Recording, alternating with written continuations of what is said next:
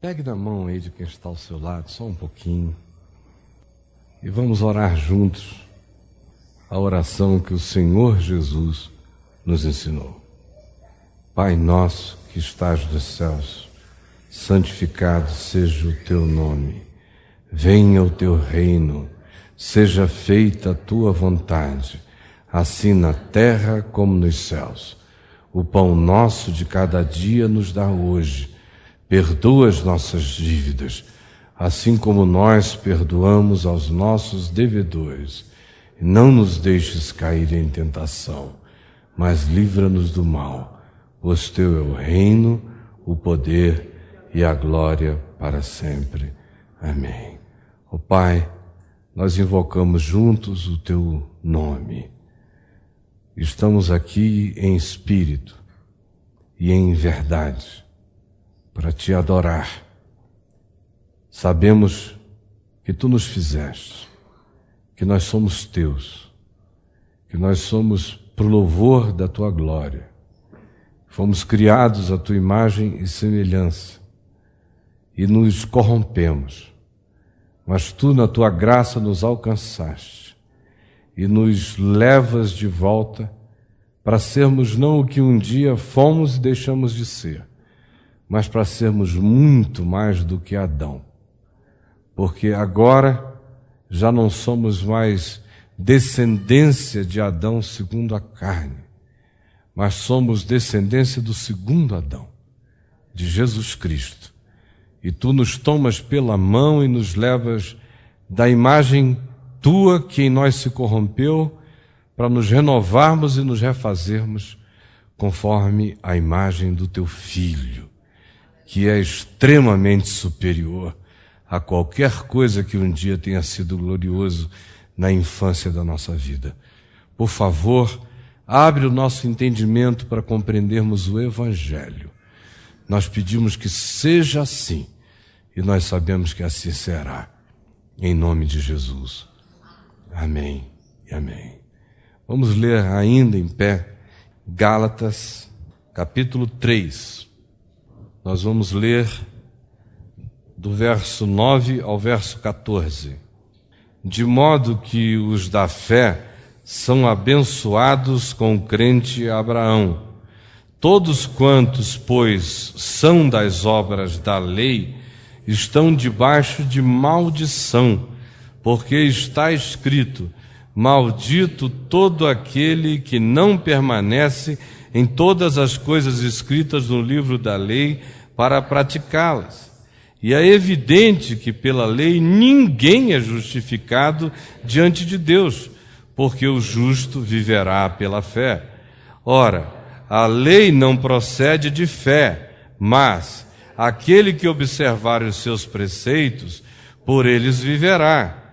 Cristo nos resgatou da maldição da lei, fazendo-se Ele próprio maldição em nosso lugar, porque está escrito: maldito todo aquele que for pendurado em madeiro, para que a bênção de Deus chegasse aos gentios, em Jesus Cristo, a fim de que recebêssemos pela fé o Espírito prometido, para que a bênção de Abraão chegasse aos gentios em Jesus Cristo, a fim de que recebêssemos pela fé o Espírito prometido. Podem se assentar. Olha só, minha gente, eu observo como as pessoas têm medo, muito medo. Medo é um tirano terrível.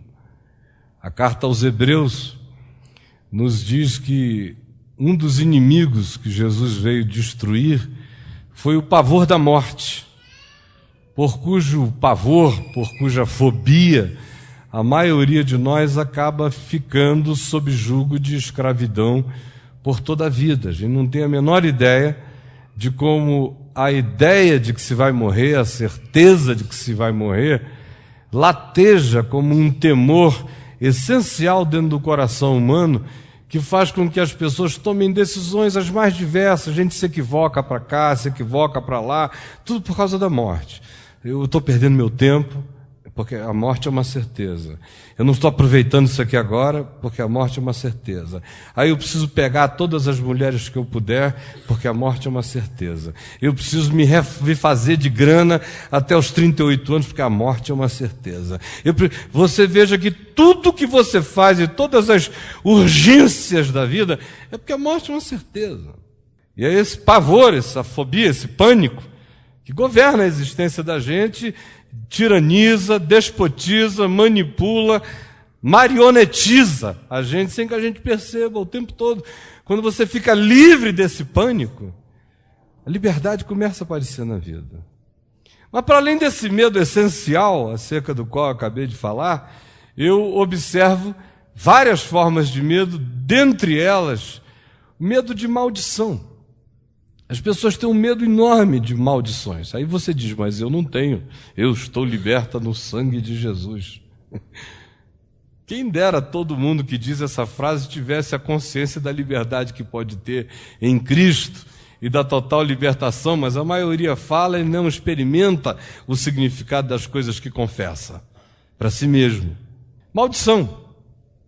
Vocês vejam, por exemplo, de 20 anos para cá, a igreja evangélica cresceu bastante no Brasil em cima da esteira das maldições, oferecendo quebra de maldições, campanha para a libertação de maldição, seminário para libertação de maldição hereditária, uma psicologia de libertação de ancestrais. Foi virando uma coisa assim quase oriental, na sua preocupação com os antepassados. Agora, essa foi apenas a versão evangélica de um medo existente, e só arrebanhou tanta gente porque simplesmente trabalha com a variável desse medo latente, admite esse medo, chama isso pelo nome que esse medo dá a si próprio, valoriza esse medo, reinventa esse medo, ressuscita esse medo, batiza esse medo, sacramenta esse medo, diz que você está ferrado mesmo. E oferece a cura não em Cristo, mas num lugar. Aí você tem que sair de casa. Se você observar, por exemplo, os programas de televisão evangélicos, eles não pregam a Cristo, eles fazem propaganda da hora do culto e do endereço. O negócio é só levantar a aflição do cara. Você está desgraçado porque não veio aqui. Está falido porque não apareceu aqui. Está perdendo dinheiro porque não veio participar da nossa campanha. Está mal no amor porque não veio no culto do amor feliz. E assim vai, é tudo divulgando o endereço. Porque o negócio é tirar o sujeito de casa, levar um lugar para botar um laço e dar um bote e segurar o bicho. Esse é o esquema. E as maldições entraram nessa história também. A linguagem é você está amaldiçoado. Aí o sujeito, meu Deus, vive no Brasil, né? Não precisa fazer força para se sentir amaldiçoado. Em momento nenhum. Ele olha em volta e diz, não é o paraíso. Liga a televisão e diz, meu Deus, o mundo inteiro está amaldiçoado. E se ele olhar para o umbigo dele, ele acha um carrapato. E diz, agora a maldição me pegou mesmo. De modo que há uma fartura imensa de possibilidades de que o indivíduo se identifique com o pior da vida e se sinta amaldiçoado. Agora, por que é assim? Porque o nosso substrato é assim, cultural. Você tem todos os cultos afro-ameríndios que trabalham com a história da maldição. É o mal olhado, é o trabalho maligno que se faz, é o contra-trabalho que se oferece, são os sacrifícios, são as barganhas que se faz com os espíritos ambíguos, os espíritos de Veneta, os espíritos de humor volátil, que podem estar bem, de repente podem cismar contigo e te danar. Então o cara tem que ficar fazendo gestão o tempo todo dali acalma o espírito, uma cachaçinha para ele, bota uma farofa, serve uma pipoca, traz uma galinha. Se ele for guloso, você dá um bode, uma cabra. Se tiver muita fome, se for um espírito glutão, vai uma vaca. Mas o cara vai, que é para segurar a onda. Sai, bicho, daqui em mim não. Essa é a história. Esse medo está aí. Agora, se você sair dos cultos afro-ameríndios e você for para qualquer outra forma de expressão, eu só usei os cultos afro-ameríndios porque eles são caricatos nessa manifestação. Mas você pode ir para dentro do cristianismo católico, você vai ver a mesma coisa. Você for para dentro, por exemplo, de uma visão kardecista da vida, você vai ver medo também. Quantos amigos meus que eram colegas de bola, disso, daquilo. Um dia o garoto começou a dar uns tremeliques à noite em casa, aí a avó leva o menino num lugar. Aí lá no lugar dizem, olha, você tem que desenvolver, senão você está danado. Vai correr o risco de estar jogando bola e de repente...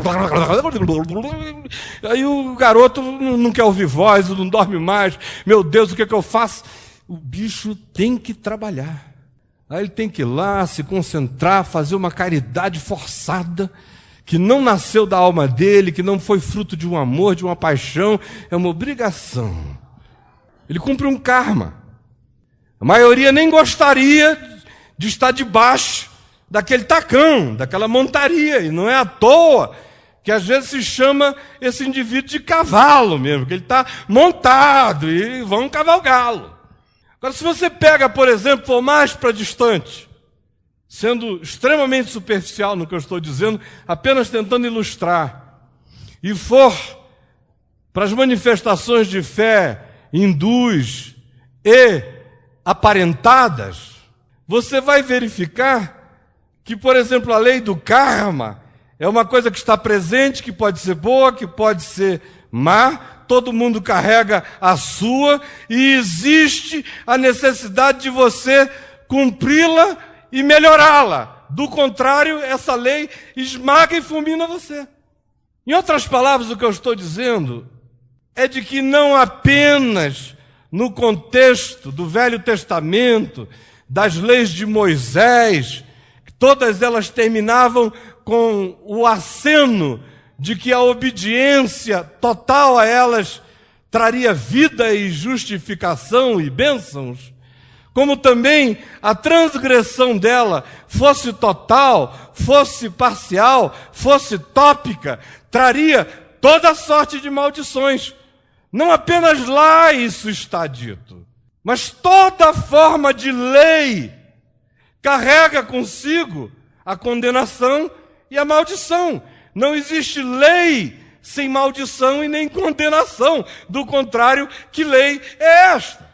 Pode ser a lei que regula as nossas relações humanas, absolutamente essencial para uma sociedade funcionar, mas ela traz consigo louvores para boa cidadania, condenação e punição para má cidadania.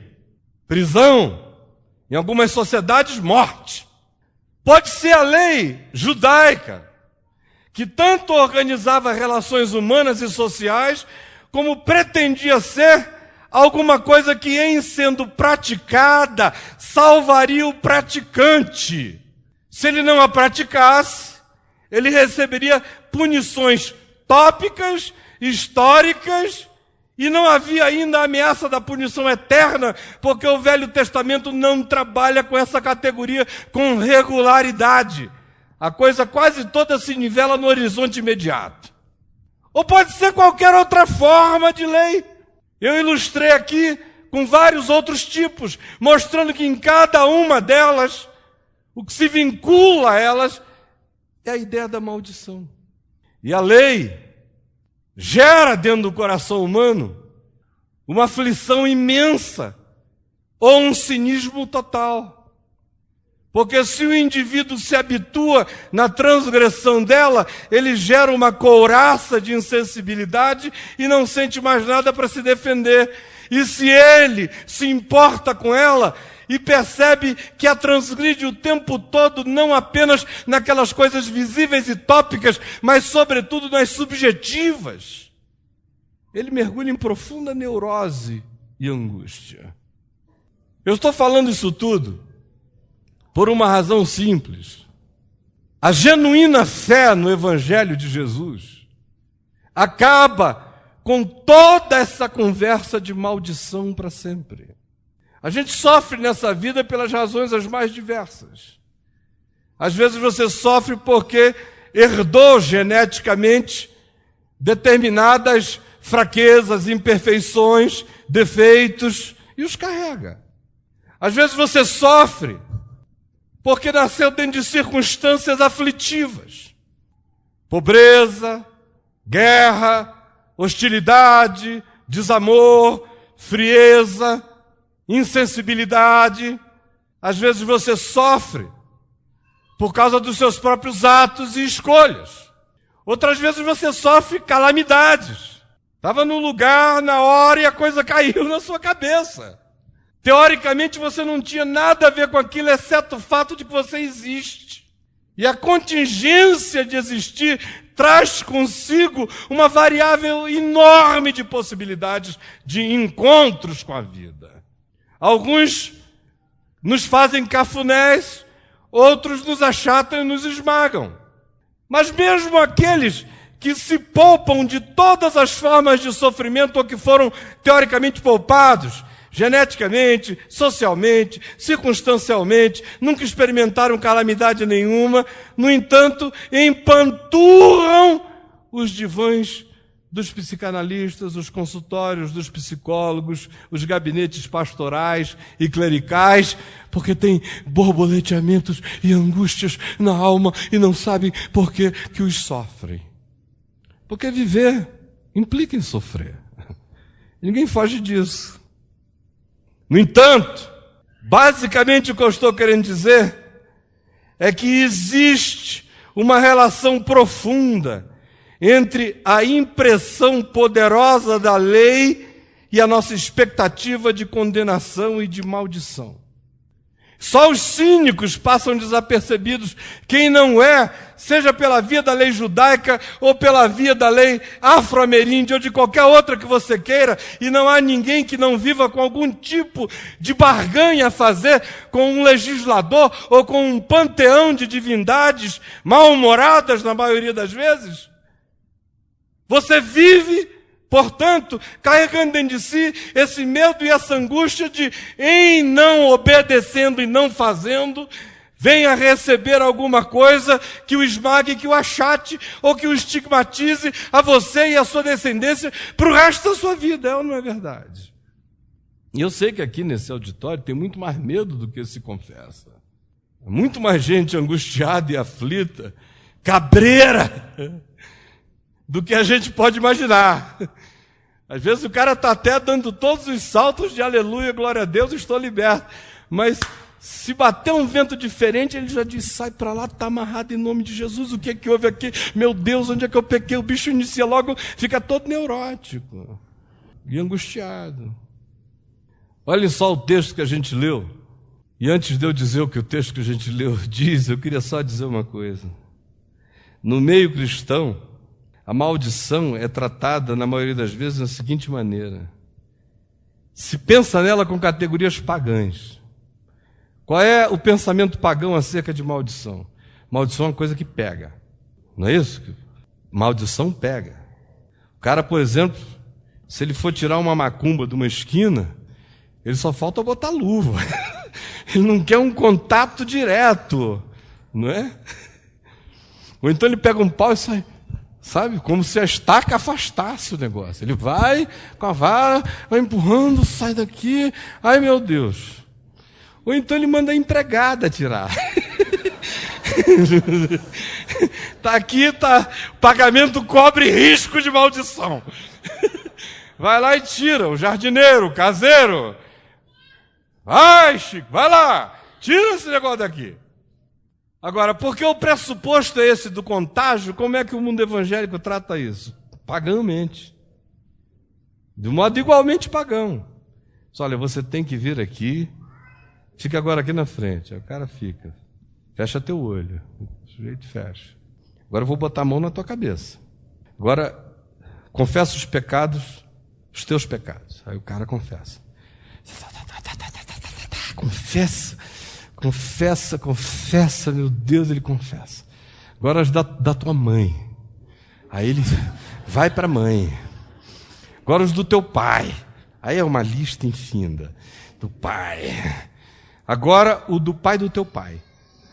Agora da mãe da tua mãe. Agora da mãe da tua mãe. E o cara vai chamando todos esses defuntos de volta. É uma sessão de invocação de mortos mesmo, psicológica. Vai chamando. Aí de vez em quando dá uma tremedeira aqui, acolá, sacode o bicho. Meu Deus, com todo esse peso, quem é que não treme? Aí diz, agora você está livre. Renunciou. Aí ele diz, renunciei. Você está livre. Aí ele diz, eu estou livre. Estou livre. Porque ele recebeu um passe evangélico. Ele acha que está livre. Porque a coisa é mágica, não é pelo contágio que pega, também é pelo toque sagrado que despega e desprega. Mas ninguém, de fato, ensina para as pessoas que em Cristo não há mais maldição. Ao contrário, fica-se sempre deixando as pessoas na expectativa de que pode ser e pode não ser, depende de como você andar, meu filho. Porque se você não andar conforme a gente ensinar, pega de novo. De modo que ela precisa existir para sempre. Para que um grupo de adoecidos tenha um poder sobre a sua alma para sempre. A palavra de Deus, todavia, não inicia nenhuma tarefa que não se consume, que não se acabe, que não se realize, que não se planifique. De modo que a gente leu aqui em Gálatas 3, de 9 a 14, coisas sobre maldição que eu queria que você prestasse atenção. Primeiro, aqui está dito que estar sob a lei é estar sobre maldição, conforme diz o verso 10. Todos quanto são das obras da lei estão debaixo de maldição. Você podia repetir isso comigo? Todos quantos são das obras da lei estão debaixo de maldição. A pergunta é por quê? Primeiro, porque a lei pretende autojustificação quando se trata de Deus. Ela já carrega em si a maldição, porque a lei diz, aquele que por mim viver e me obedecer, esse viverá. Aí o indivíduo começa a tentar viver por todos aqueles padrões, vai descobrindo que tropeça, que erra fora, que erra dentro. Quando não erra do lado de fora, a motivação é absolutamente adoecida do lado de dentro. Ele sabe que transgride, mesmo quando do lado de fora ele não transgride. De modo que quem se bota debaixo da lei chama para si o peso dessa condenação e dessa maldição, porque a lei acrescenta a si mesmo sempre isto: aquele que transgredir a alma que pecar, essa morrerá. E como a lei pretende carregar autojustificação do indivíduo diante de Deus, torna essa tentativa de autojustificação um exercício de adoecimento profundo, que instala uma maldição imensa, chamada condenação e medo. O indivíduo vive sob o medo e a condenação e a expectativa do que é mal. Mas só Deus justifica, e só justifica pela fé, como diz o verso 11. E é evidente que pela lei ninguém é justificado diante de Deus. Segundo lugar, estar sob a lei é estar sob maldição, porque ninguém obedece à lei, pois a lei pretende sempre fazer com que a obediência a ela própria é que carregue justificação para o indivíduo, e ninguém consegue. O verso 10 termina dizendo algo forte a esse respeito, porque está escrito: maldito é todo aquele que não permanecer em todas as coisas escritas no livro da lei para praticá-las. Se não obedecer tudo, é maldito. E o verso 12 diz: ora, a lei não procede da fé, mas sim de fatos. Aquele que observar os seus preceitos, por eles viverá. Portanto, se é da lei, não é da fé, porque a fé trabalha com o imponderável, com o invisível e com a atribuição de uma justiça que eu não tenho e que vem de Deus. A lei, todavia, trabalha com a ponderabilidade de coisas que eu realizo e pelas quais eu posso me jactar. Só que ninguém consegue, aos olhos de Deus, se justificar pela lei, porque aquele que sonda mente e corações sabe que todos pecaram e todos igualmente carecem da glória de Deus. Aí você pergunta, qual é então a razão da lei? Não é uma boa pergunta? Qual a razão da lei, meu Deus? Por que Deus deu a lei, se a lei ia ficar obsoleta, ia caducar, ia expirar, ia vencer o prazo de validade dela em relação a um monte de coisas? Por quê? Qual a razão da lei? Paulo responde aqui, escrevendo aos Gálatas, no verso 19, exatamente com clareza esta pergunta: qual, pois, é a razão de ser da lei? Ele diz, foi adicionada, é a palavra. Foi adicionada. Foi adicionada por causa das transgressões. Mas tem um até aí. Ó. Até que viesse, quem? Você pode ler? Até que viesse o descendente, a quem se fez a promessa, e foi promulgada por meio de anjos e pela mão de um mediador. A lei foi adicionada por causa das transgressões, por uma pedagogia que só Deus entende. A humanidade, nesse processo longo de desenvolvimento da consciência, da autoconsciência, chegou num determinado momento em que a promulgação da lei era fundamental. Sem a lei, esse mundo teria se corrompido de um modo incontrolável há muito tempo atrás. A lei foi uma adição por causa das transgressões, até que viesse aquele acerca de quem se fez a promessa, que é Jesus. Por isso ela foi dada. É uma adição para um controle de crianças e de transgressores. Porque quem precisa da lei são transgressores e meninos. Quem tem consciência não precisa dela. Ela serve para a inconsciência. Aí você pergunta, a lei compete com a fé de algum modo? E a resposta é não, por uma razão simples. E Paulo diz qual é, aqui no verso 21, quando afirma o seguinte: e porventura a lei contrária às promessas de Deus?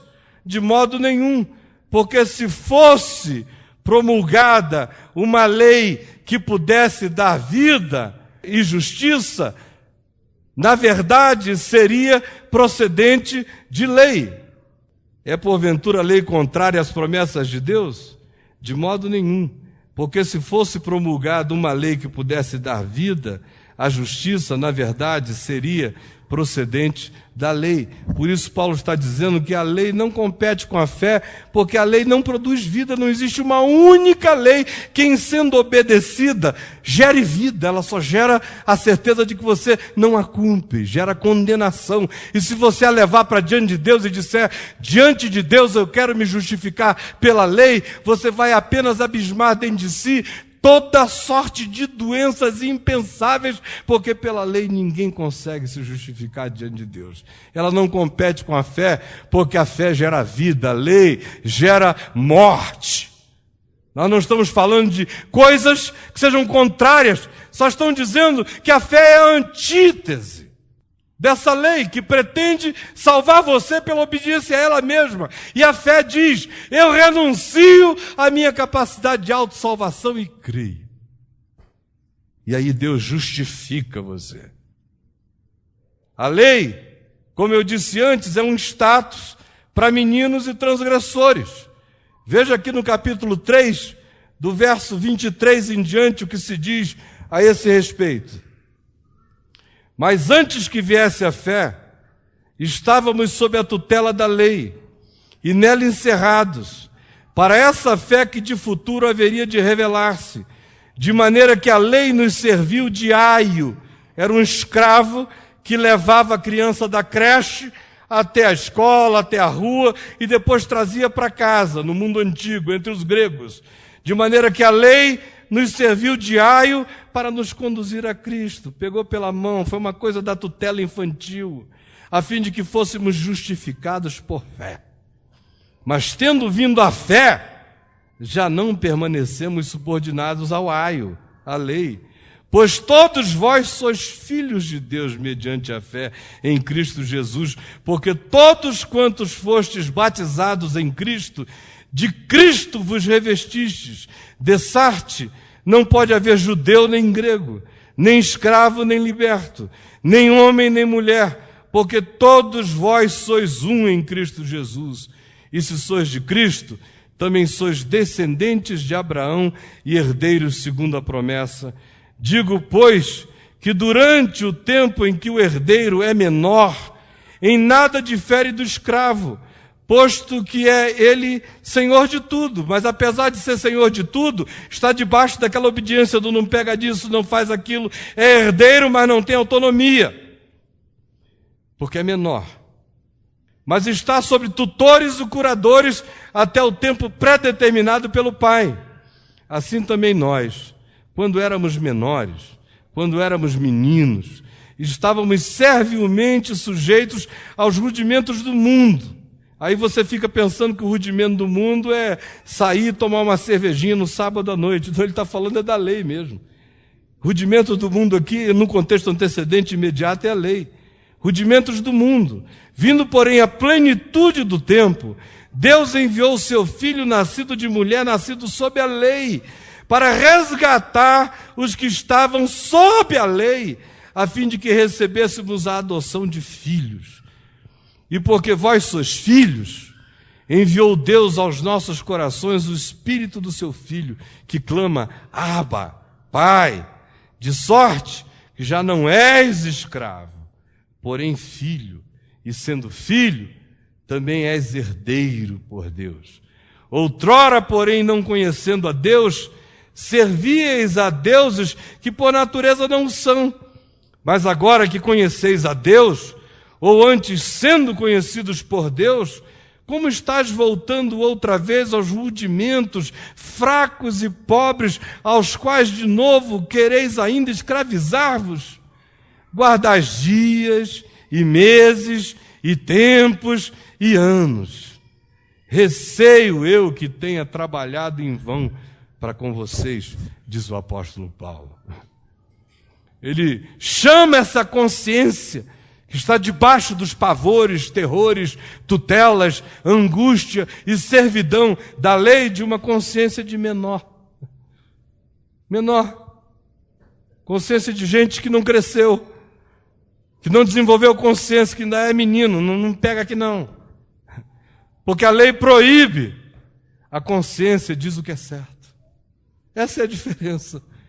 A lei só diz não faça, mas ela não te diz o que fazer, só te diz o que não fazer. É a consciência que te diz o que é.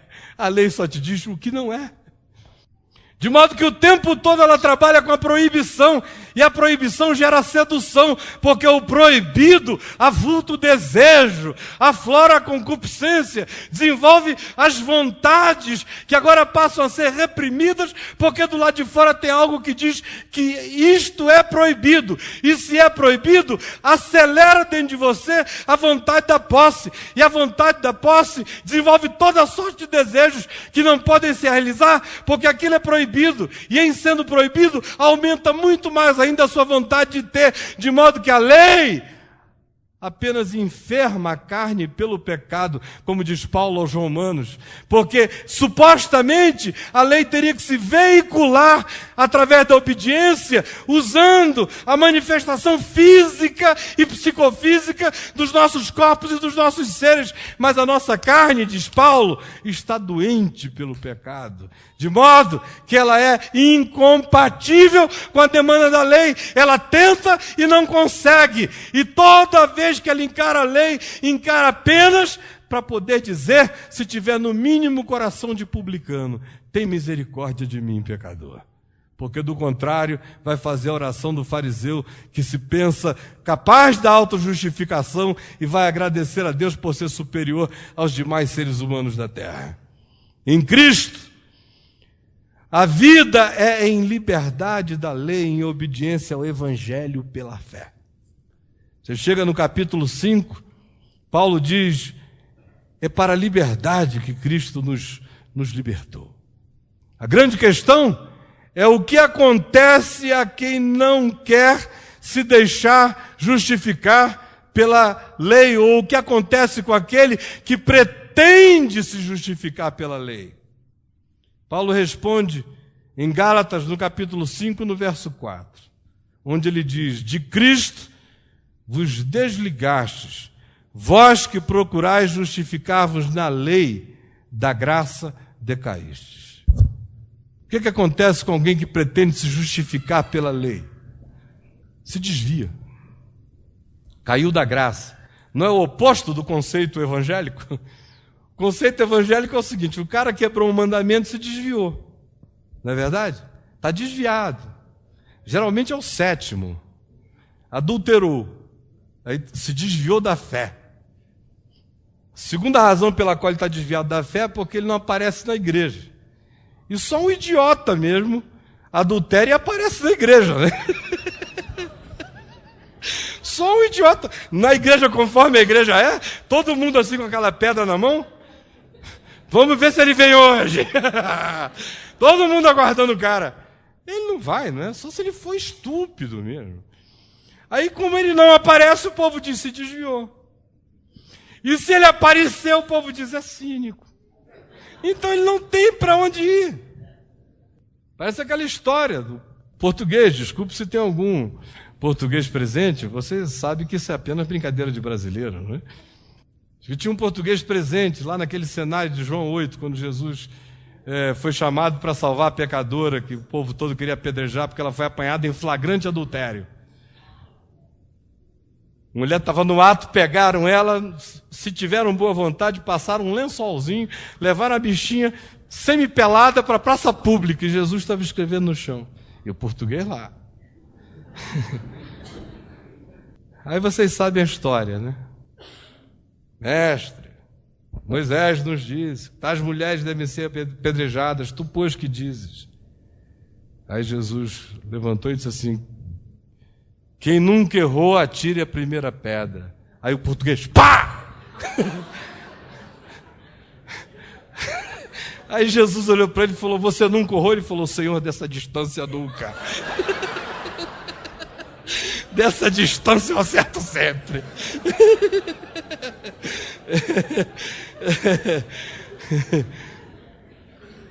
Se você quiser, você pode dizer que não era um português, era um evangélico, que dá na mesma.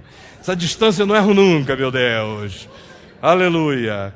Tem uma pontaria danada. Irmão que erra, eu acerto sempre.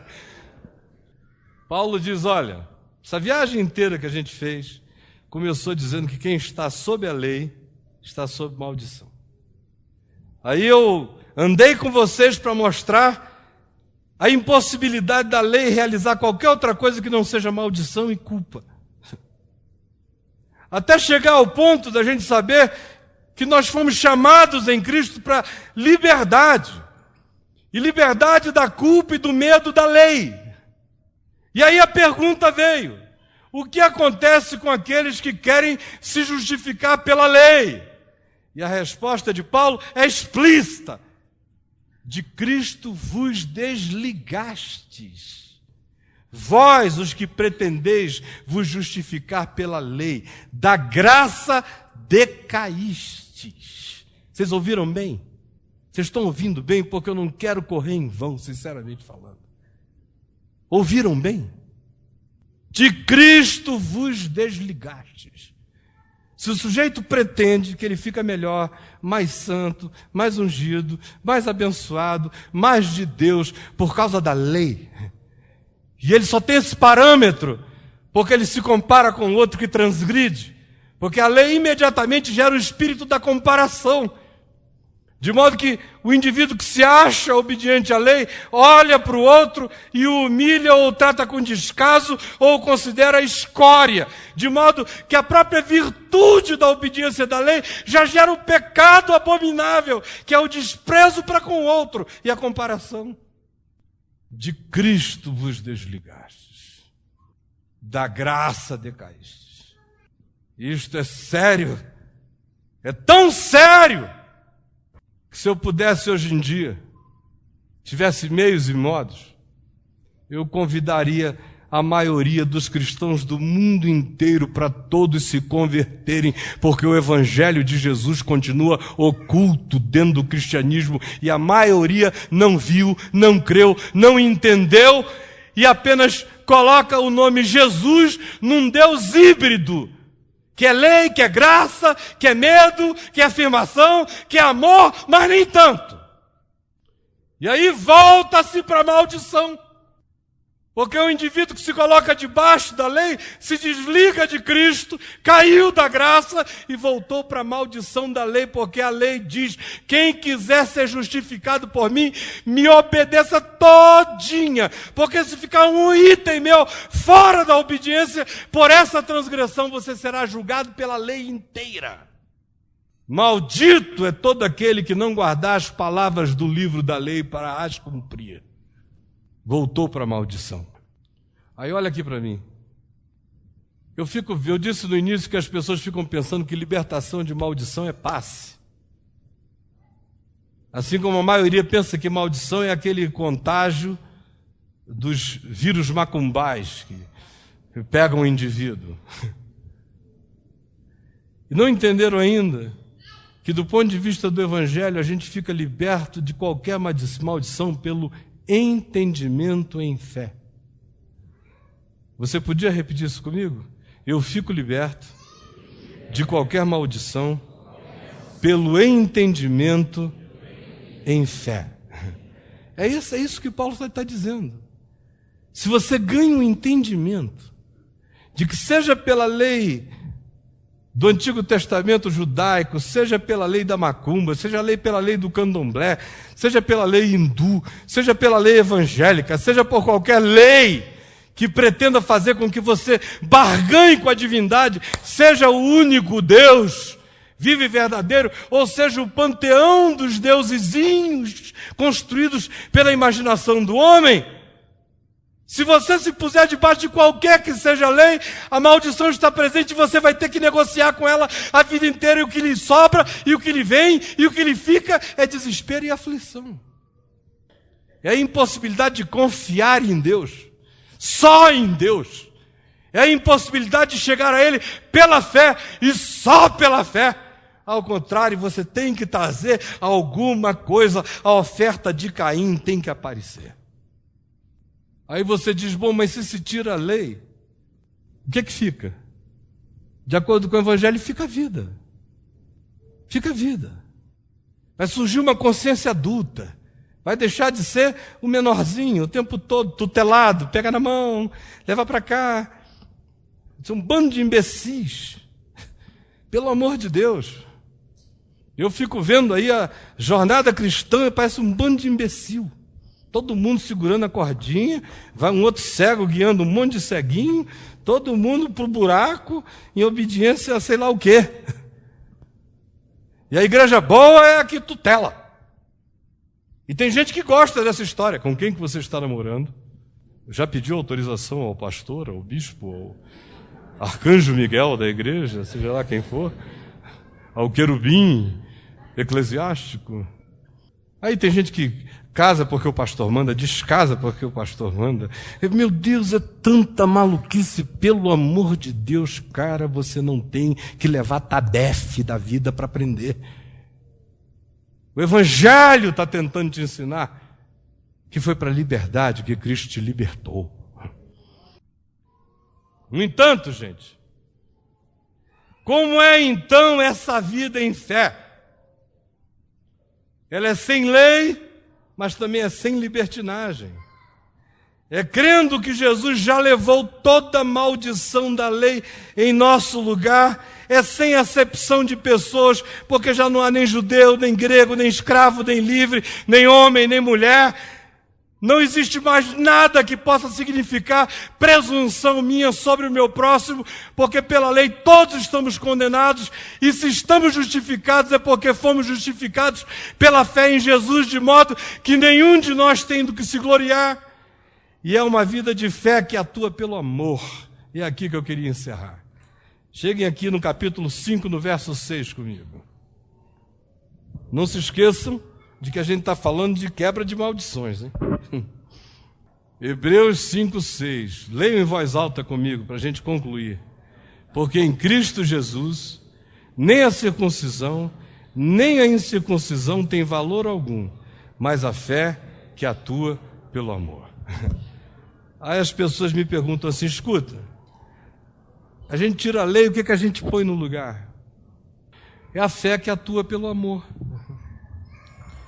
Essa fé que atua pelo amor cumpre a lei sem pensar na lei, porque o amor não transgride. E à medida em que você vai crescendo em amor, você vai crescendo em obediência para com a vida, para com a lei da vida. À medida em que você vai crescendo em amor, você vai crescendo na direção da diminuição de toda sorte de transgressão, porque o amor considera o outro. O amor pergunta a si mesmo o tempo todo o que eu queria que o outro me fizesse se eu estivesse exatamente na posição do outro, sofrendo a angústia do outro, a dor do outro, o problema do outro. Aí você diz, bom, mas não tem nenhuma lei aí do tipo, não dirás falso testemunho? A minha pergunta é só uma pergunta de Jesus. Se você estivesse sendo acusado, você queria que testemunhassem falsamente contra você? Aí não tem nenhuma lei sobre o adultério. As mulheres sabem de cor e salteado o que elas querem. Por isso a maioria delas, as que desejam um casamento bonito, feliz, não traem. Os homens têm muito mais dificuldade em entender isso. Mas se você quiser fazer o exercício, só se sinta chifrado, corneado até a 12ª geração. Imagina o gerente da loja lá pegando a tua mulher e virando a bichinha do avesso, assim. Tudo que você não conseguiu ainda nem ver, ele já viu. Sabe? E ela desesperada, dizendo, você é o meu amor. Era legal? Você quer isso para você? Se você quiser, meu querido, pegue a vizinha, pegue quem você quiser e dê liberdade à sua mulher. Agora, se você não admite isso, por amor a ela, não faça isso. Se você não quer isso para você, não faça isso para ela. Não tem discussão, não tem nada a ver com lei. A liberdade em Cristo tem a ver com justiça, com verdade e com amor. Só tem a ver com isso. Justiça, é justo. O justo é o que é tão bom que à medida que você aplaude, é à medida que você serve. Se é justo, não tem 2 pesos e 2 medidas, é uma só. É verdade. Tem amor. Aonde você puser justiça, verdade e amor, na consciência, no entendimento, em fé, pode ter certeza, a vida vai ficando clara. E a sua convicção de que em Cristo você já foi liberto de toda a culpa, mesmo quando transgride, faz com que você nunca mais esteja sob a lei, porque você só vai estar sob a maldição da lei, não quando transgredir a lei outra vez, mas quando você voltar para debaixo da tutela da lei e disser, eu serei justificado, santificado, abençoado pela minha própria obediência à lei. Nesse dia, meu amigo, você pode ter certeza, você se colocou sob maldição. E o publicano que transgrediu voltou para casa justificado. E você que não fez as transgressões externas, voltou para casa injustificado diante de Deus. Agora, Paulo diz que ninguém deve dar lugar à liberdade para transformá-la em licenciosidade, porque a gente tem que servir uns aos outros em amor. Só resumindo, olha aqui para mim. Se você for chamado mais alguma vez para quebrar alguma maldição de um bisavô beberrão na sua vida, ou se chamarem você mais uma vez para libertar você de um espírito de sensualidade que vem da sua tia-avó, que tinha um corpão de violino, e você, sabe, você olha, os homens acham você legal, aí o pastor já disse que você tem uma pombagira em você, um espírito de sensualidade lá de trás. Se você for chamado para qualquer dessas coisas, está se dando mal nos negócios, escuta, teu avô faliu. Quem não teve um avô que faliu em algum lugar na vida? Ou um tio, ou um pai, ou um parente próximo, seja lá o que for. Não entre mais nessa. A gente fica livre para sempre de maldição com o entendimento aberto. Quando a gente olha para a cruz de Cristo e se gloria, de que aquele que não teve pecado, Deus o fez pecado por nós, foi feito maldição em nosso lugar, assumiu toda a transgressão da lei sobre si para que eu fosse justificado. Então, mediante a fé, eu creio e me glorio na cruz de Cristo. E sei que estou salvo, justificado e santificado pelo que Jesus fez. Estou livre da tutela da lei.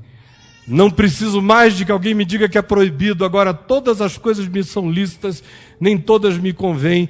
Todas as coisas me são lícitas, nem todas me edificam. Agora a pergunta é pelo desenvolvimento da consciência. Não é mais se é proibido, a pergunta é: constrói, edifica, realiza a vida, faz bem? A pergunta já não é mais se é proibido ou ilícito, a pergunta é: convém, é sábio, é prudente? Ou seja, nós fomos chamados para ter uma consciência. Eu gostaria que Deus me desse a graça de não partir desta vida sem ver uma comunidade que tenha uma consciência da graça e que caminhe com maturidade. Aí o diabo vai ficar aposentado na tua existência. Você não vai mais ficar nessa aflição. Será que o diabo viu? Ai meu Deus, vou orar em línguas que é para ele não entender. Ainda tem mais essa. Sabe? No meio cristão os caras ainda oram em línguas estranhas para o diabo não entender. Aliandares, cântores, aí o diabo não está entendendo. Pelo amor de Deus. Você está em Cristo, meu irmão. Em Cristo. Está tudo aberto. Você é filho da luz. A condenação foi tirada, não tem mais.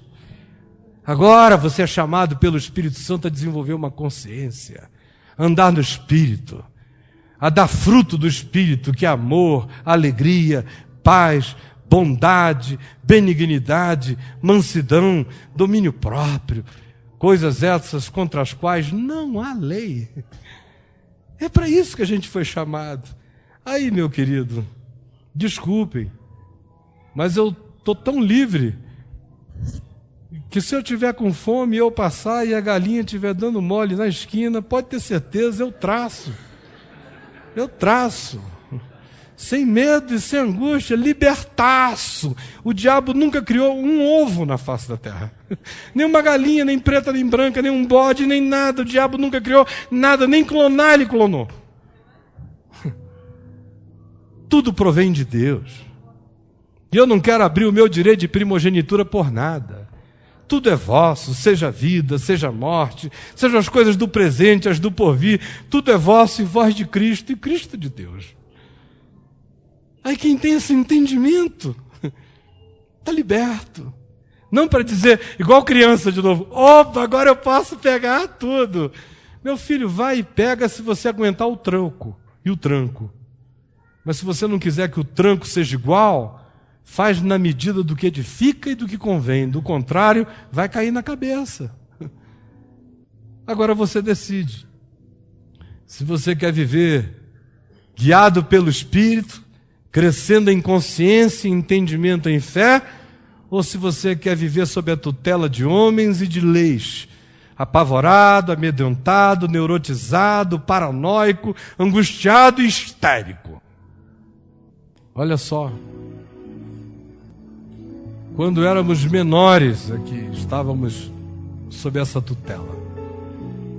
Medo, esse medo é coisa de criança mesmo, medo de assombração, de quarto escuro, medo de esquina, medo. Coisa de criança, no tempo que a gente era menor. Mas agora, pelo amor de Deus, a gente cresceu.